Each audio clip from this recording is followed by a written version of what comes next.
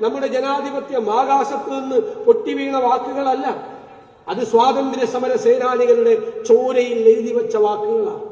അത് പാശ്ചാത്യ മതേതരത്വമല്ല. പാശ്ചാത്യ മതേതരത്വം മതനിരാസമാണ്. ഇന്ത്യയുടെ മതേതരത്വം മതങ്ങളെ ഉൾക്കൊള്ളലാണ്.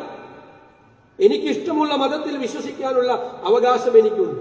ഞാൻ ആ ഇഷ്ടമുള്ള മതത്തിൽ വിശ്വസിക്കുമ്പോൾ തന്നെ എന്റെ സഹോദര മതത്തിൽപ്പെട്ട ഒരാളുടെ നേർക്ക് ആരെങ്കിലും കൈവിരൽ ചൂണ്ടിയാൽ അവനേക്കാളും മുമ്പിൽ നിന്ന് അവനെ സംരക്ഷിക്കുമ്പോഴാണ് ഇന്ത്യയുടെ മതേതരത്വം അർത്ഥപൂർണമാകുന്നത് എന്നുള്ള തിരിച്ചറിവാണ് നമുക്കുണ്ടാകേണ്ടത്.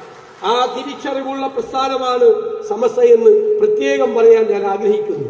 ശതാബ്ദി ആഘോഷമുള്ള ആളുകൾ, ആ പുറത്തുനിന്ന് വന്ന ആ പേർഷ്യൻ ഇന്ന് വന്ന ആളുകളെ മുഴുവൻ സംരക്ഷിച്ചുകൊണ്ട് നടത്തിയ ആ കാലഘട്ടം മുതലുള്ള വലിയ പൈതൃകം സമസ്തയ്ക്കുണ്ട്.